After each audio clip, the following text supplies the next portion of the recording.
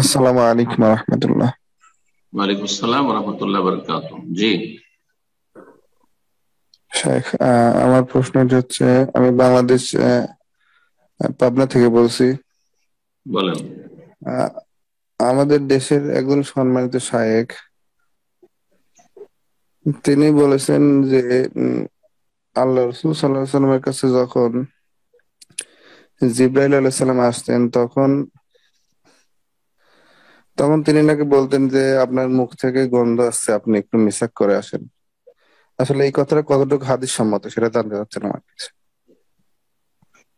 আমি এমন হাদিস জানি না এখন পর্যন্ত, আমার জানা নেই যে নবী সাল্লামের কাছে জিবরাইল এসেছেন আর নবী সাল্লাম মিসওয়াক করে প্রস্তুত থাকেননি। আউযুবিল্লাহ, এটি নবী সাল্লাম মানহানি করেছে।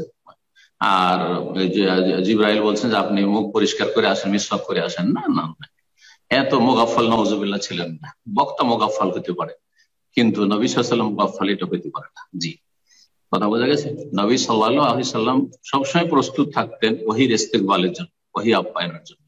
সুতরাং জিবরাইল যে কোনো সময় আসতে পারে, সব সময় তিনি পরিষ্কার পরিচ্ছন্ন থাকতেন এবং আতর খুবই বেশি ব্যবহার করতেন। আর তারপরে মিসওয়াক যে কোনো সময় করতেন। যে কোনো বিবির বাড়িতে ঢুকলে মিসওয়াক, আমরা তো 24 ঘন্টায় হয়তো 5 ওয়াক্ত মিসওয়াকই করা অনেক সময় হয় না, ব্যস্ততার কারণে। নবী সাল্লাল্লাহু বা ভুলে যাওয়ার কারণে নবী সাল্লাল্লাহু আলাইহি সাল্লাম প্রতিটি 5 ওয়াক্ত মিসওয়াক করতেন, উজুর সময়, সালাত শুরু করার সময়। দুই রকম হাদিস রয়েছে। তারপর পড়তে বলেছেন, তারপরে বাড়িতে ঢুকলেই মিসওয়াক। কোথায় আমরা বাড়িতে ঢুকলে মিসওয়াক করি আর ব্রাশ করি? ওই দিনে একবার দুইবারই হয়তো করি, কিন্তু নবী সাল্লাল্লাহু আলাইহি সাল্লাম যখনই বাড়িতে ঢুকতেন, ইজা দাখালা আল বাইত বাদা বিসওয়াক, মিসওয়াক, প্রথম মিসওয়াক করতেন, তারপরে স্ত্রীদের সাথে কথা বলতেন।